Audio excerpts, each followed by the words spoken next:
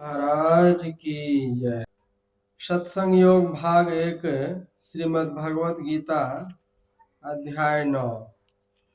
देवताओं का व्रत करने वाले देवताओं के पास, पितरों का व्रत करने वाले पितरों के पास, भिन्न भिन्न भूतों को पूजने वाले उन भूतों के पास जाते हैं और मेरा भजन करने वाले मेरे पास आते हैं। बड़ा दुराचारी ही क्यों न हो, यदि वह मुझे अनन्य भाव से भजता है तो उसे बड़ा साधु ही समझना चाहिए, क्योंकि उसकी बुद्धि का निश्चय अच्छा रहता है और वह जल्दी धर्मात्मा हो जाता है और नित्य शांति को पाता है। ये कौनते तो खूब सा कि मेरा भक्त कभी भी नष्ट नहीं होता, क्योंकि हे पार्थ, मेरा आश्रय करके स्त्रियां, वैश्य और शूद्र अथवा अंतज आदि जो पाप योनि हो, वे भी परम गति को पाते हैं। संत धरणीदास जी महाराज की वाणी ध्यान काल। सत्संग योग भाग 2।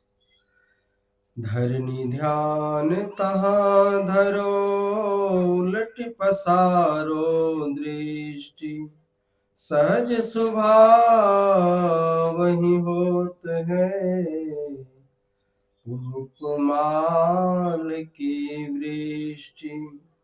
धरनी ध्यान तहाँ धरो, जहवा खुले किवार, निरखी निरखी परखत रहो, पल पल बारंबार। धरनी ध्यान तहाँ धरो, प्रगट ज्योति फहराए, मन मानिक मोती झरे, चुग चुग हंस अघाय। धरनी ध्यान तहाँ धरो, त्रिकुटी कुटी मझार,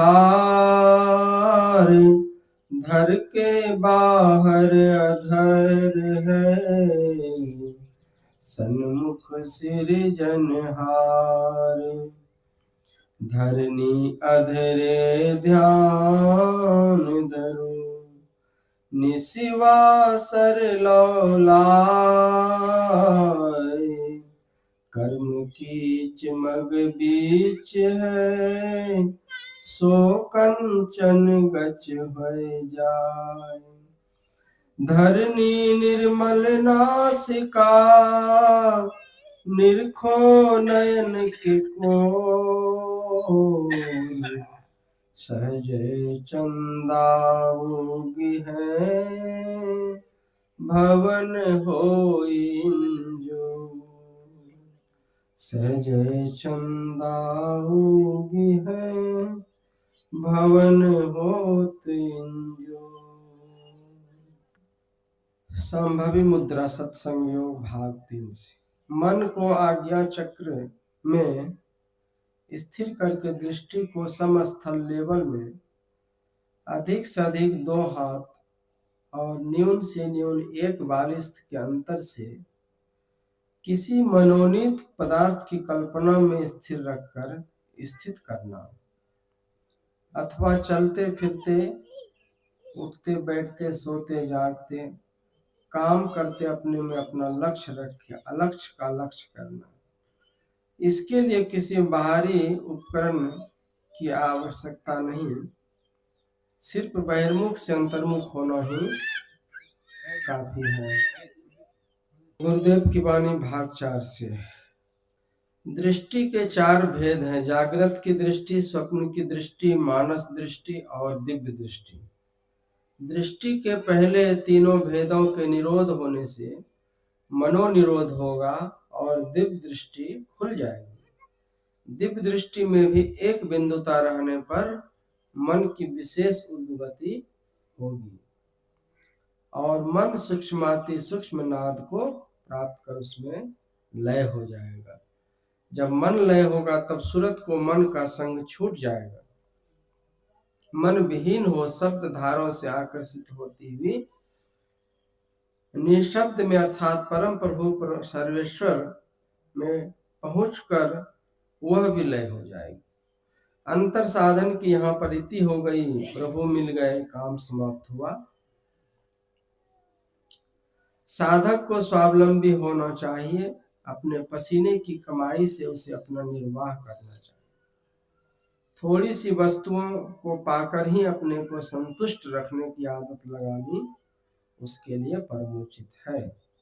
काम, क्रोध, लोभ, मोह, अहंकार, चिढ़, द्वेष आदि मनोविकारों से खूब बचते रहना और दया, संतोष, शील, क्षमा, नम्रता आदि मन के उत्तम और सात्विक गुणों को धारण करते रहना साधक के पक्ष में हित है।